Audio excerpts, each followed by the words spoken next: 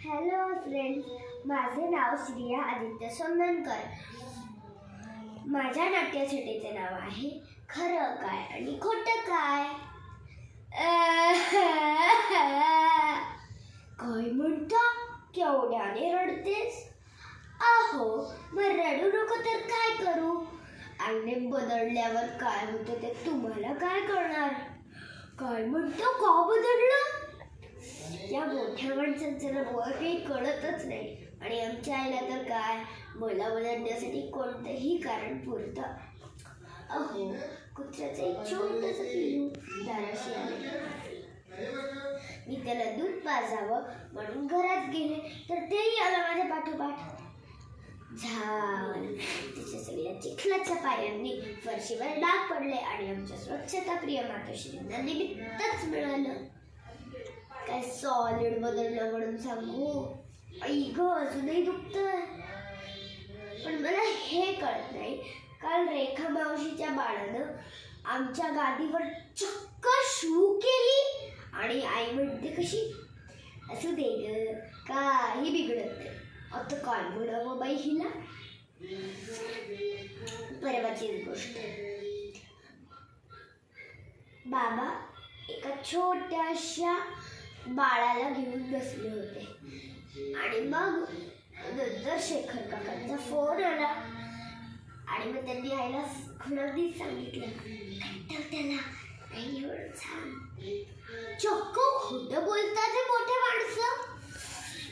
आणि आमची ताईटली ती तर काय महानच आहे, दिवसभर पुस्तकात डोकं घालून बसते. मग काय, सगळ्यांचीच लाडकी. शेजारच्या प्रियंकाला हाक मारली आणि मग म्हणते कशी, सांगतीला झोपली. चक्क खोटं बोलायला सांगते ती मला. आणि आमची माय साहेब तिचंच कौतुक करला, काय छान नटवलंस म्हणून. खोटं कधी बोलू नये म्हणणारी आमची आजी, ती तर धडधडीत खोटं बोलते तेव्हा तर कहरच होतं.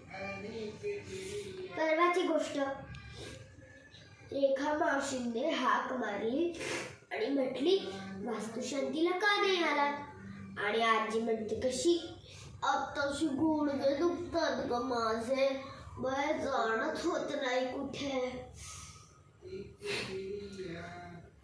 आणि रविवारीच तर तुळशीबागेत 2 तास फिरायला गेली होती शॉपिंगला.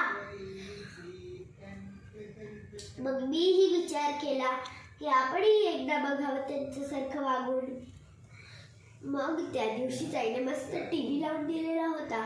म्हटलं आज घ्यावी अभ्यासाला सुट्टी. आणि मग बाईंनी जेव्हा विचारलं, गृहपाठ झालाय का? मी म्हटलं हो हो झालाय की गृहपाठ.